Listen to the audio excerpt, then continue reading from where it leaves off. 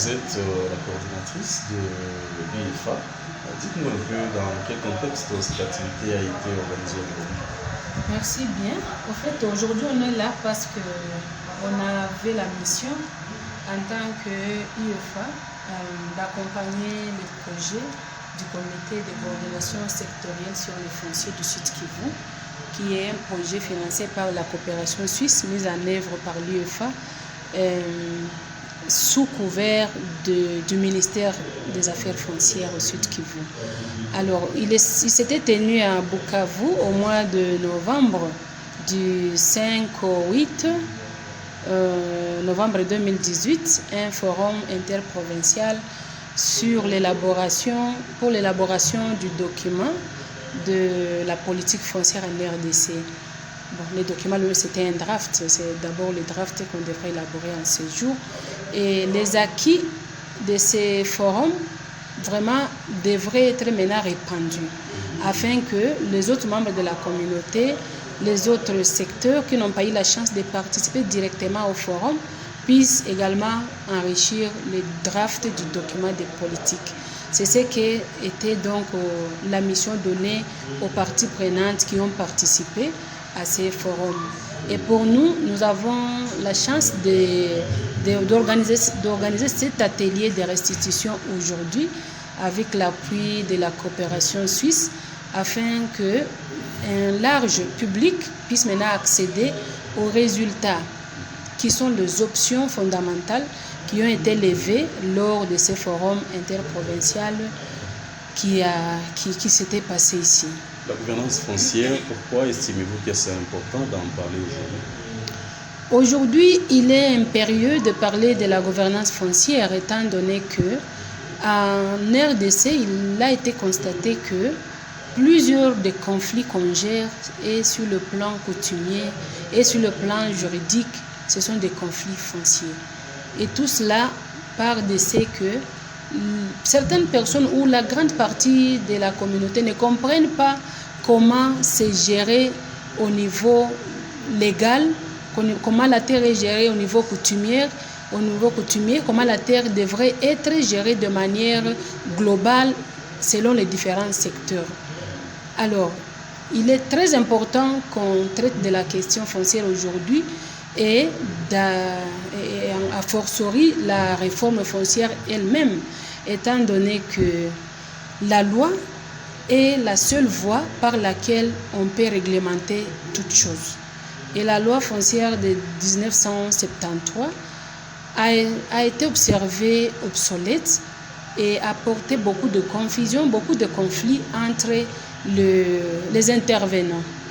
Alors, aujourd'hui, il est une opportunité qui nous est offerte de parler de la gouvernance foncière en RDC, dont on est en train de relever certains défis de cette ancienne loi. Et les gens, les communautés, les secteurs privés, les juridictions foncières, on est en train de travailler ensemble afin qu'on puisse donner de bonnes propositions qui puissent intégrer la politique foncière et de ces propositions que la loi foncière puisse maintenant sortir afin une loi adaptée, une loi qui prend en compte tous ces paramètres.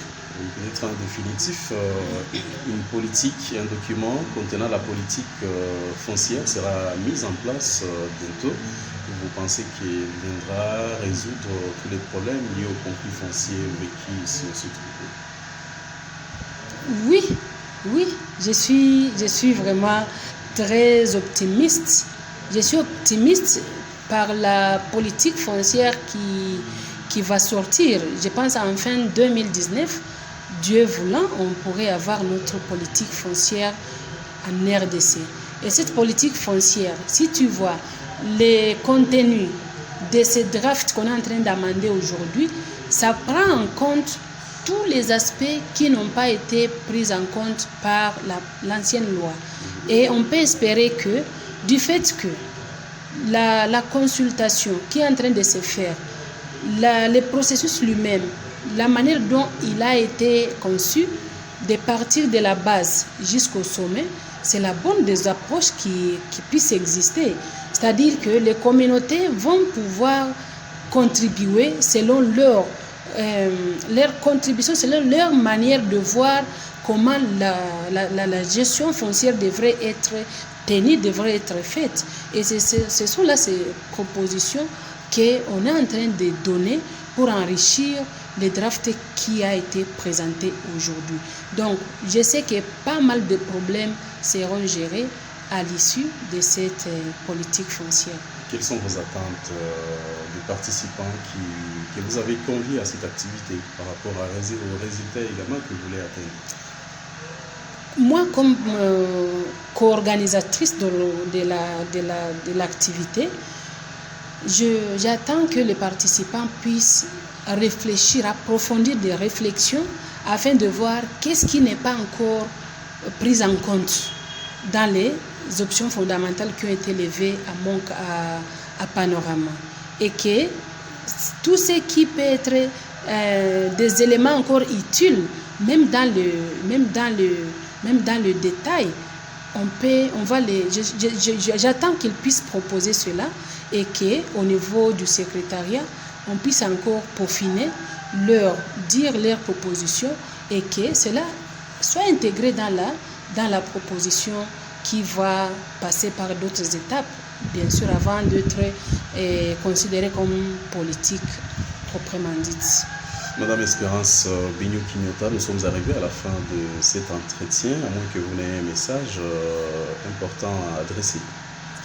Oui, je voudrais adresser un message à tous les Congolais, à toutes les Congolaises, où qu'elles soient. Je leur donne déjà l'information, s'ils ne l'avaient pas encore, que le processus de la réforme a décollé. Et le processus a avancé jusqu'au niveau où aujourd'hui on a les drafts de la politique foncière nationale congolaise. Alors, que tout un chacun là où il est, au niveau local, au niveau de la province, au niveau de Kinshasa, que tout un chacun s'intéresse à ce processus afin qu'il puisse également prendre le temps de lire, prendre le temps de s'informer sur le processus et afin de voir s'il a encore quelque chose à contribuer pour rendre plus complet les documents de la politique foncière. Espérance Bignou-Kignota, Mama Radio vous dit merci. Je vous remercie également, monsieur les journalistes.